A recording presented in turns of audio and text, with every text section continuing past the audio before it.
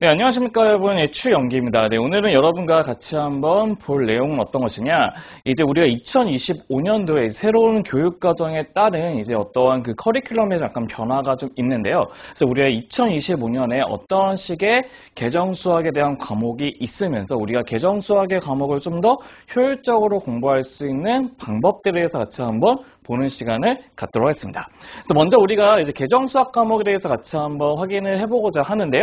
우리가 첫 번째는 이제 현재 이게 진행하고 있는 교육과정과 일단 우리가 이제 개정교육과정에서 어떻게 변화가 되면서도 어떠한 식의 변화들이 있는지 같이 한번 확인해 보도록 하겠습니다. 그럼 우리가 먼저 이걸 먼저 확인해 보셔야 될 것 같아요. 왜냐하면 현재 있는 교육과정도 사실 그렇게 큰 문제가 있는 교육과정이 아닌데 굳이 이거를 왜 개정을 시켜가지고 새로운 교육과정이 만들어지느냐, 그게 여러분들의 가장 큰 궁금증이 될 수가 있거든요. 그 이유는 바로 무엇이냐면 현재 있는 모든 그 시대에서 AI라는 것이 굉장히 중요한 그 역할이 되고 있다는 걸 알고 있죠. 우리가 AI를 공부하기 위해서는 어떤 것이 꼭 필요한 과정이냐면 굉장히 많은 데이터베이스를 통해서 그거를 분석을 가지고 만들 수 있는 여러 가지 프로그램들을 돌리는 것이 AI라고 생각하시면 돼요. 그럼 우리가 그러한 것들을 정확하게 이용해 먹기 위해서는 그 자료들을 분석하고 만들 수 있는 툴로서의 그 여러 가지 기구나 이제 이론들을 배울 수밖에 없다는 거죠. 그래서 우리가 그런 것들을 배우기 위한 가장 핵심적인 내용들을 추가시키면서 바뀌게 된 교육과정을 개정교육과정이라고 생각하시면 될 것 같습니다. 그래서 우리가 현재 있는 교육과정에서 좀 더 보완이 되어 있는 교육과정이라고 생각하시면 되는데, 그럼 어떠한 식의 우리가 조금 변화가 있는지를 같이 한번 확인해 보도록 하겠습니다. 네, 맨 처음에 먼저 우리가 현재 교육과정 같은 경우에는 이제 고1 과정 친구들 같은 경우가 이제 수학상 수학하라고 해서 이 한 권의 책으로 구성되어진 수학이라고 하는 고1 과정이 있는데, 그거를 우리가 개정교육과정이 되면서 이제 공통수학 1과 공통수학 2라고 하는 두 개의 과목으로 분리가 된다고 생각하시면 됩니다. 그래서 현재 있는 수학 상이 공통수학 1로 바뀌게 되고, 그다음에 우리가 수학하라고 있는 과목이 공통수학 2라는 과목으로 바뀐다는 것도 알 수 있다는 거죠. 우리가 그러면 이게 과목이 바뀌면서 어떠한 식의 변화가 있는지 보시게 되면, 우리 가장 큰 두드러진 변화 중에 첫 번째가 바로 무엇이냐면 이 행렬의 추가라고 생각하시면 돼요. 행렬의 추가. 우리가 얘네들 행렬이라고 하는 것은 현재 있는 개정교육과정 이전까지는 배웠다가 얘네들의 교육과정이 바뀌면서 빠졌던 과목 중에 하나예요. 근데 얘네들이 왜 추가된 이유가 무엇이냐면, 우리가 어떠한 굉장히 많은 데이터베이스를 풀기 위해서는 걔네들의 많은 데이터를 정리할 수 있는 하나의 방법이 필요하거든요. 그 방법 중에 하나가 바로 행렬이기 때문에, 행렬은 우리가 지금까지 공부하기 위한 AI에 위한 가장 기본적인 학문이기 때문에 이번에 꼭 필요하게 된 학문이 돼서 꼭 추가가 됐다고 생각하시면 됩니다. 그래서 우리가 이제 공통수학 1 같은 경우에는 현재 있는 수상에 있는 내용에 있는 다항식과 방정식과 부등식이 그대로 들어가 있는 상태에서 현재 있던 도형의 방정식이 공통수학 2로 넘어가게 되고, 그 다음에 공통수학 2에 있는 경우의 수가 위로 올라가서 공통수학 1로 가서 이런 식의 다항식, 방정식, 부등식, 행렬, 경우의 수로 우리가 구성되어 있는 것을 공통수학 1이라고 얘기할 수 있고요. 공통수학 2라고 하는 것은 이제 우리가 알고 있는 수 하에 있는 내용에서 약간 바뀌어 있는 내용 중에서 집합과 명제, 그 다음에 함수, 그 다음에 도형의 방정식을 포함해서 우리가 공통수학 2라고 얘기할 수 있는 겁니다. 그렇기 때문에 우리가 현재 있는 교육과정에서는 사실 1학기를 끊는 과정이 굉장히 좀 지저분하게 끊긴 해요. 어떤 학교 같은 경우는 뭐 직선의 방정식 끊기고, 어떤 학교 같은 경우는 원의 방정식 끊기고, 심지어 또 어떤 학교는 도형의 이동해서 끊기는 여러 가지 좀 약간 난리 나는 좀 약간 진도 상황이 있는데, 그런 것들을 좀 더 이제 일괄적으로 정리가 될 수 있기 때문에 좀 더 보완이 된 교육과정을 생각할 수 있겠죠. 근데 우리가 2학년 때 이제 넘어가시게 되면 우리가 이제 공통 과목으로서 수학 1과 수학 2와 이제 확률과 통계라는 내용이 있는데, 수학 1은 이제 우리가 지금까지 배웠던 이제 지수로그 함수, 그 다음에 삼각함수, 수열을 통틀어서 그대로 넘어가면서 이름이 대수라는 과목으로 바뀌게 됩니다. 그 다음에 우리가 수학 2라고 하는 것은 이제 다항함수의 미분법, 적분법을 배웠는데, 그것을 우리가 이전에 바로 교육과정에 썼던 이름과 똑같이 미적분 1이라는 과목으로 이제 용어가 바뀌게 된다는 것이죠. 근데 우리가 또 확률과 통계학 내용 자체도 그대로 가긴 하는데 뭐가 추가가 되냐면 이 모비율이라는 것이 바로 추가가 돼요. 모비율. 이 모비율은 그 전의 교육과정까지는 배웠다가 현재 공부하는 교육과정에서 빠졌던 내용인데 이 부분도 왜 추가가 된 이유가 무엇이냐면 데이터를 분석하는 또 하나의 방법 중에 하나이기 때문에 모비율의 필요성이 추가가 돼서 여기에 들어간다고 생각하시면 될 거예요. 그다음에 이제 우리는 미적분의 과목을 이제 미적분 2로 바뀌게 될 것이며 현재 있는 기하의 내용은 우리가 이제 기하로 그대로 가긴 하지만 또 하나의 특이한 점은 이 공간 도형으로 만들어진 공간 벡터가 추가가 됐다는 뜻입니다. 그래서 공간 벡터가 추가된 이유는 바로 여기 있는 행렬의 추가 때문에 같이 추가됐다고 생각하시면 돼요. 그래서 우리는 행렬과 공간 벡터는 거의 연결되어 있다고 생각하시면 되기 때문에 우리가 공간 벡터의 추가는 당연히 행렬이 추가됐기 때문에 자연적으로 갈 수밖에 없다고 생각하시면 될 것 같아요. 그래서 우리는 현재 있는 교육과정에는 이렇게 수학상, 수학하, 수학1, 수학2, 확률과 통계, 미적분, 기하라는 그 과목들이 이제 공통수학 1, 2, 그 다음에 대수, 미적분학 1, 그 다음에 확률과 통계, 미적분 2, 기하 이런 식의 기본 포맷이 되어 있는 과목으로 바뀌게 될 것이고 이 이외에 이제 진로 선택 과목 여러 가지 과목들 많이 추가가 되거든요. 뭐 경제 수학이나 뭐 수학의 역사거나 아니면 수학 과제 탐구 이런 것들은 아마 크게 뭐 그 안에서 바뀌는 이제 딱 교육과정 딱 정해져 있는 교육과정이 아닌 우리가 뭐 여러 가지 이제 액티비티 같은 걸 이제 볼 수 있는 과목들이기 때문에 우리가 현재 이제 공부하게 되는 이제 커리큘럼을 정해져 있는 과목들은 이런 식의 총 7가지 과목으로 구성되어 있다고 생각하시면 될 것 같습니다. 네, 그럼 우리가 이제 본격적으로 이제 교육과정이 이제 어떻게 구성되는지를 봤는데, 그럼 개정 수학 과목에 대해서 확실하게 공부하기 위한 방법과 일반적으로 우리가 수학을 잘하기 위한 공부 방법을 같이 한번 소개해 드리고자 하는데요. 그래서 우리가 어떤 식으로 공부를 효율적으로 할 수 있는 방법이 있는지를 같이 한번 보도록 하겠습니다. 네, 그럼 우리는 이제 개정 수학에 대한 이제 대비책과 그럼 어떻게 하면 좀 더 효율적으로 수학 공부를 할 수 있는 방법에 대해서 같이 한번 보도록 할 건데요. 첫 번째 이제 우리가 개정해야 되는 수학을 공부하기 위한 가장 첫 번째 대비책이 바로 무엇이냐면 우리 새롭게 이제 추가되는 과목인 행렬이라는 과목이 있는데요. 이 행렬이라는 과목은 굉장히 오랜 시간에 걸쳐서 안 나왔다가 갑자기 튀어나오는 과목이기 때문에 지금 현재 있고 있는 뭐 대학생들이나 그런 친구들이 고등학교 과정에서 어떠한 식의 행렬을 공부했는지를 파악하기가 쉽지가 않습니다. 그렇기 때문에 우리가 행렬에 대해서는 정확하게, 확실한 이해가 필요하고요. 그다음에 얘네들이 수능으로 가게 되면 무조건 그 진입 판단이라고 하는 비킬러 문제가 나와요. 진입 판단이 있는데 저희가 진입 판단이라는 게 있어요. 기억, 니은, 디귿으로 참거짓을 판정하는 진입 판정 문제가 나오는데 이거는 100% 우리가 확정적으로 나올 수밖에 없는 수능 문제이기 때문에 우리가 행렬에 대한 그 규칙들과 그 성질들을 이용한 행렬의 전반적인 내용들을 이해하는 것이 첫 번째 목표가 될 것이고요. 두 번째는 어떤 것이냐, 이제 우리는 고교 학점제에 따라 이제 선택을 할 수 있는 과목이 들어있기 때문에 여러분들이 이제 어떤 것이냐, 진로에 따른 우리가 그 진로 선택 과목, 아니면 진로 선택 과목이나 아니면 일반 선택 과목을 선택하는 기준을 잘 잡아주셔야 하는 것입니다. 예를 들어서 우리가 통계학과를 가기 위해서는 우리가 100% 해야 될 것은 확률과 통계를 100% 해주셔야 되는 것은 당연한 내용이긴 하지만 미적분 같은 내용들도 우리가 통계학이나 그런 것들을 공부할 때 쓰여지는 과목들이기 때문에 미리 공부하면 좀 나중 가서 좀 도움이 될 수도 있거든요. 그렇기 때문에 여러분들이 이제 진로 선택 과목에 따른 선택 과목의 중요성이 좀 더 우리가 확실히 될 수밖에 없는 게 개정 교육 과정의 특징이 될 것이고, 세 번째는 이게 가장 요즘에 제가 말씀드리고 싶은 내용 중에 하나예요. 어떤 것이냐? 이제 코로나가 이제 진행됨에 따라서 학교를 가지 않고 이제 온라인 클래스만은 진행을 하다 보니까 여러분들이 약간 느끼다시피 학생들마다의 굉장히 큰 레벨의 격차가 많이 생겼습니다. 예를 들어서 선행을 많이 시키시는 그 부모님들이나 욕심이 많은 친구들은 계속 꾸준하게 공부를 하고 있는 반면에 그런 것들에 보다 약간 관심이 좀 등한 친구들은 굉장히 그 현행 과정도 겨우겨우 따라가는 수준이 갈 수밖에 없어요.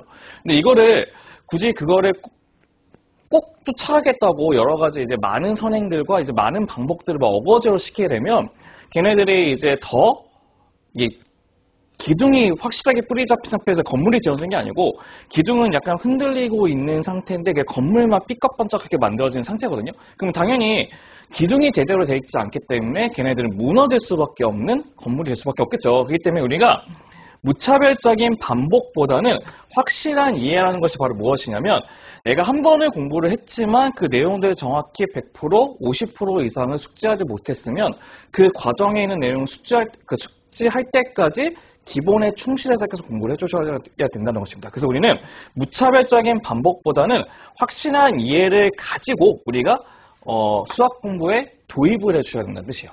그럼 우리가 그러면 어떤 식으로 공부하는 게 좀 더 수학 공부에 효율적으로 좀 줄 수가 있냐? 요즘 많은 친구들이 조금 많이 큰 단점 중에 하나가 무엇이냐면 이제 MZ 세대가 보다 보니까 이제 쓰는 것보다는 이제 보고 이제 캡처하고 이제 사진 찍고 그런 게 많이 익숙한 세대거든요. 그렇기 때문에 예전 저희가 공부했던 세대와 좀 더불어서 좀 다르게 필기를 많이 안 하는 습관들이 좀 많아요. 왜냐하면 걔네들이 보통 캡처하고 그냥 사진 찍고 하면 바로 우리가 그 정보나 그 자료들을 눈으로 쉽게 확인할 수 있거든요. 근데 우리가 수학 공부의 가장 큰 특징은 바로 무엇이냐면 개념 노트를 항상 작성을 해주시는 게 좋아요. 왜냐하면 일반적으로 수업을 하게 되면 우리 모든 그 수학 선생님들의 대부분이 이런 식으로 칠판이 있게 되면 거기에 관련된 내용들이 이게 뭐 1번 쭉, 2번 쭉, 3번 쭉 이렇게 쓰게 수밖에 없어요. 근데 그 1번, 2번, 3번을 쓰는 이유는 그 단원에 대한 그 순서를 순서대로 1, 2, 3, 4 그 과정을 단계별로 쓰게 될 수밖에 없거든요. 그럼 여러분들이 이제 이거를 눈으로 보게 되면 당연히 이해는 될 수가 있어요. 그 상황에서는. 근데 얘네들이 조금 시간이 지나고 나중에 문제를 풀라고 했을 때는 그게 있었던 것 같은데 어딘지 모르겠어. 그런 식의 경우가 좀 많아요. 근데 이거를 한번 이렇게 아웃라인을 잡듯이 이제 필기를 쭉 다 한번 써보게 되면 우리가 한번 공책을 한번 써봤을 때 그게 머릿속에 좀 더 아웃라인식으로 약간 이렇게 대략적인 그 개요가 잡히게 돼요.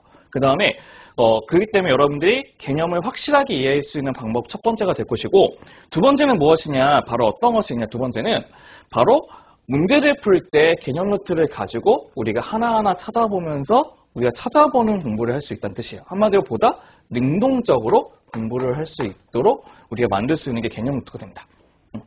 예를 들어서 우리가 어떠한 문제를 풀었는데 여기에 있는 내용에 있는 문제를 풀었는데 좀 색다른 내용이 들어갔어. 그럼 여기다가 이제 포스트잇 같은 걸 딱 붙여가지고 색다른 애를 붙여버리게 되면 이 노트는 나만의 비밀 노트가 된다는 뜻이에요. 나만의 보물이 될 수 있는 노트가 되기 때문에 첫 번째 우리 제일 중요한 거는 개념 노트를 작성하는 것이 제일 첫 번째 중요한 내용이고 두 번째는 어떤 것이냐 가장 기본에 충실해야 됩니다. 기본에 충실하는 말이 있는데 우리가 어떤 것이 있냐면 이제 요즘에 제가 조금 많이 안타까운 내용 중에 하나는 무엇이냐면 많은 부모님들이나 이제 많은 학생들이 기본 개념서를 한번 보게 된다고 해서 개념서 한번 띈다고 해서 이 내용을 100% 숙지하는 친구가 거의 없어요. 거의 80% 이상도 거의 힘들고 거의 많이 처음 봤을 때 많이 숙지하게 되면 그냥 50에서 60% 정도 숙지한다고 생각하시면 돼요. 맞죠?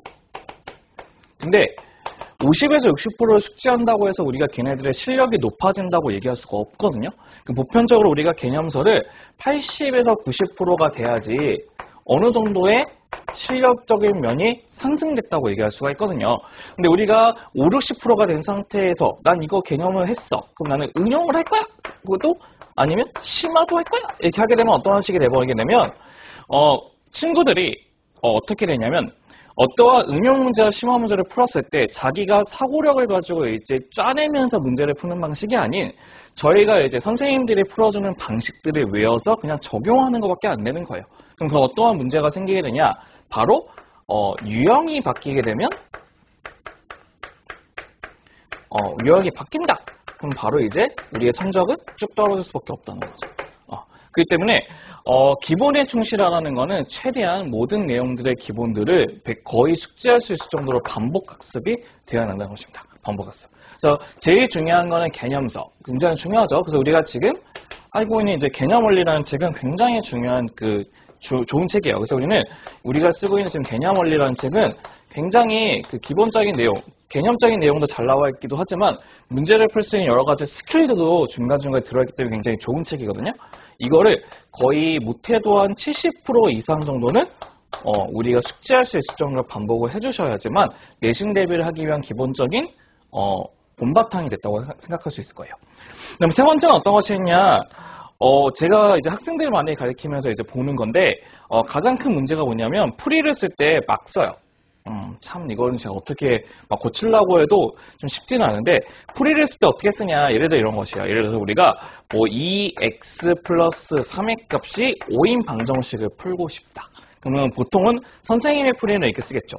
2x는 넘겨서 5 마이너스 3. 그 다음에 뭐 2x는 2가 돼서 그 나머지는 뭐 x는 1로 해서 우리가 단계별로 선생님들은 보통 쓸 수밖에 없겠죠. 맞죠? 근데 우리가 보통 학생은 어떻게 쓰는지 아세요?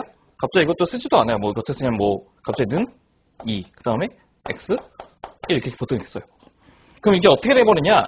이렇게 쓰면 나중에 어떠한 그 문제점이 생기게 되면 첫 번째 1번은 무엇이냐면 오답이 됐을 때, 얘네들 틀렸을 때 내가 어떠한 풀이에서 오류가 생겼는지를 확인을 못해요. 왜냐하면 이렇게 쓰면 내가 어떻게 어디서 문제의 풀이에 오류가 생겨가지고 틀렸는지를 확인을 못하기 때문에 이거에 더 커다란 문제는 무엇이냐면 나의 약점을 찾을 수가 없어요.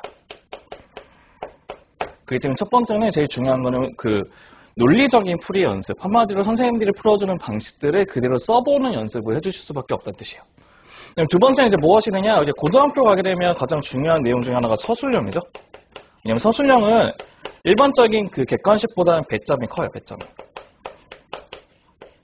배점이 크고, 그 하나하나마다 스텝 바이 스텝의 점수가 이제 그 분배가 되어 있기 때문에 얘네들을 막 이렇게 지 멋대로 쓰게 되면 이게 습관화가 되고 나도 모르게 이제 급하게 되면 그렇게 쓰거든요. 그렇게 되면 감점 요소가 많아지게 됩니다. 그래서 우리가 내신 성적의 향상을 좀 볼 수가 없는 거고요.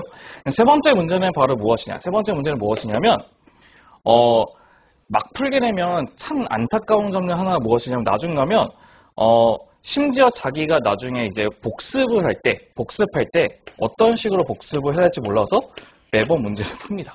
참 이게 제일 안타까워요. 복습할 때 좀 어려움이 좀 있어요, 어려움. 예를 들어서 제가 이게 문제를 똑같은 이 문제를 풀었는데 예를 들어서 이 x는 5인데 내가 그 빼기 2를 이렇게 썼어요.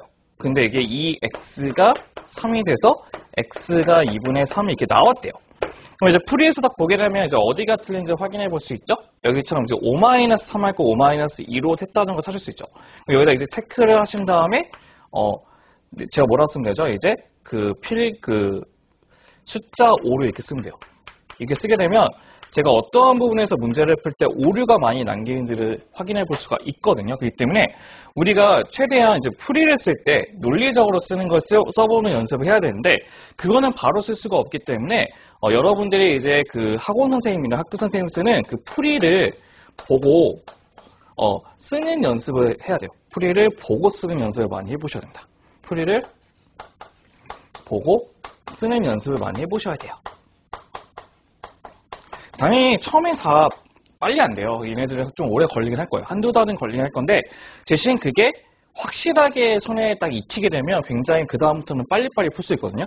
이렇게 되게 오래 걸릴 것 같지만 생각보다 오래 안 걸려요. 그렇기 때문에 굉장히 효율적인 공부 방법 중에 하나이기 때문에 논리적으로 쓰는 연습을 꼭 해주셔야 됩니다.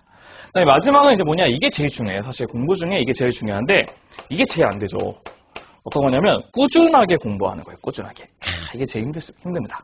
왜냐하면 생각을 해보세요. 우리가 하루에 수학 공부를 이제 1시간씩만 공부를 한다고 쳐도 이제 한 달은 30일이죠. 보통 30일이기 때문에 한 달 동안 30시간을 공부할 수 있다는 뜻이에요. 근데 예를 들어서 어떤 친구가 있냐?